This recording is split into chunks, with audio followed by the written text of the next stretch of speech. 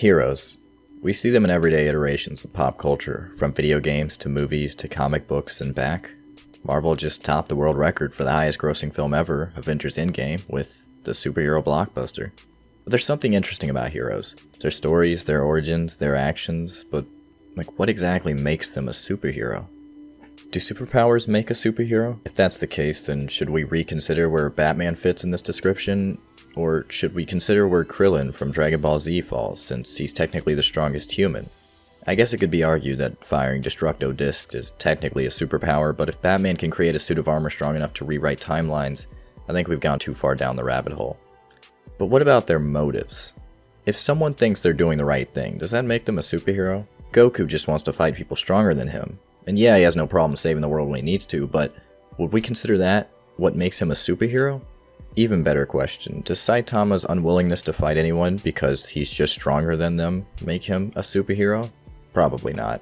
Well, if you have to do something good to be a superhero, because you're a hero, wouldn't that mean that convincing yourself and others around you that your plan, your motives, your own morality is based in some sense of objectivism? And that a person like Thanos would be the hero of the Marvel Cinematic Universe story? Spoiler alert, no. If we're trying to understand exactly what makes a superhero, maybe we should look at the idea that maybe they're the same across all cultures? Well, let's see. Goku does fit the mold of a superhero, but people probably wouldn't immediately categorize him as one. And someone like Saitama is a parody of superhero and action anime tropes, and though he's technically a superhero, what about a fundamental superhero? Now what about Deku? Deku, also known as Izuku Midoriya from My Hero Academia, would definitely fit the mold for studying superheroism in Japan. I mean, the author Kohei Horikoshi has admitted to being a fanboy of Marvel Comics for a long time, even going as far as to say when he's drawing out the My Hero Academia manga, he has a pen in one hand and a Marvel comic in the other. And the influence of Western superheroes is readily apparent throughout the series. But what's interesting is the fact that a series like My Hero Academia is insanely popular in the West as compared to the East and Japan where it originated.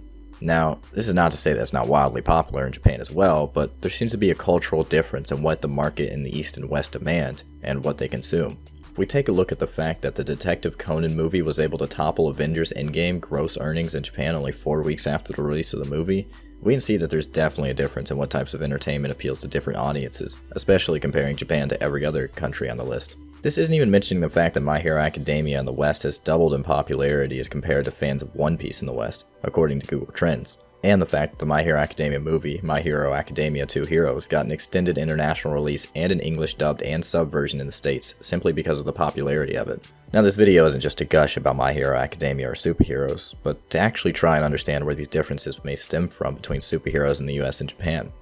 I think we can look at Farron Sachs and Issei Takeshi's paper, Atomic Heroes and Atomic Monsters, American and Japanese Cartoonists Confront the Onset of the Nuclear Age. In one of the experts, it talks about the fact that the comic book industry received new life in 1938 when two Cleveland teenagers, Jerry Siegel and Joe Shuster, created Superman. By the time of Pearl Harbor, the American comic genre was dominated by such larger-than-life heroic figures as the Man of Steel, Batman, Submariner, Torch, Plastic Man, Wonder Woman, and a host of others.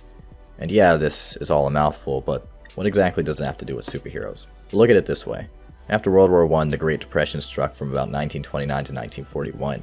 How are you going to keep the morale of the people up and keep the country stable if you're not providing some semblance of hope? You would need to supply them with larger-than-life heroes that could get them going. Heroes like Superman, who fought for peace, justice, and the American way. And yeah, now it might seem a bit strange to think about Superman's origins as being that way, but it would make sense in getting people through tough times, especially getting them back into another war. But then the war ended, and the Atomic Age began. How are these larger-than-life heroes going to save anyone from immediate destruction via hydrogen bombs?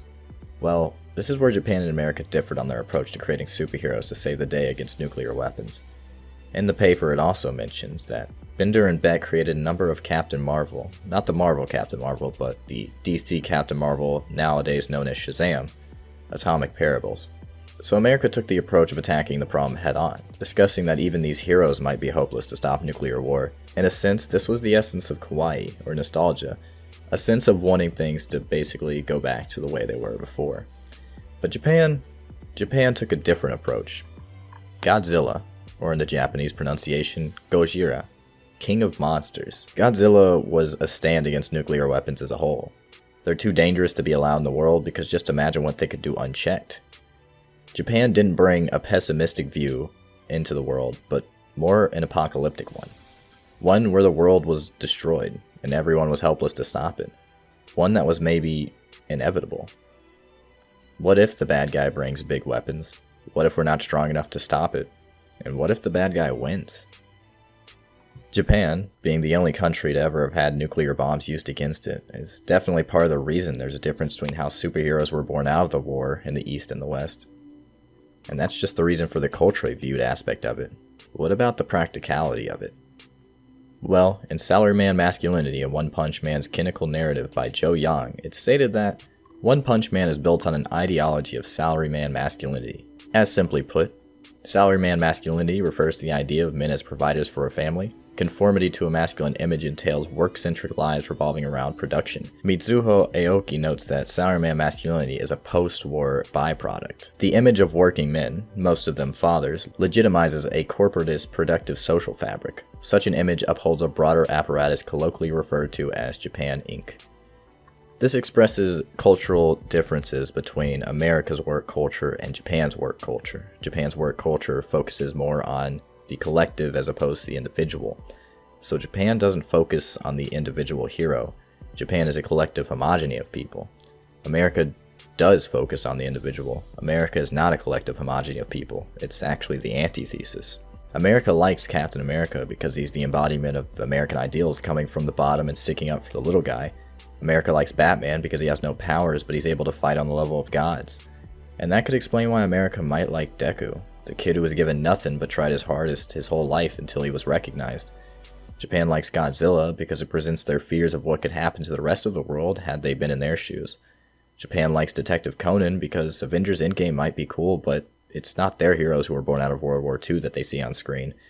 And Japan likes Saitama because he's just like them, judged on their worth by what they give to the community, how they keep it intact, and what their place is among the ranks of everyone else.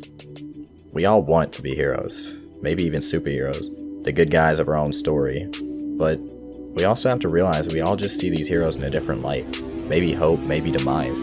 That's okay, 'cause we'll always try anyway, and that's what heroes do.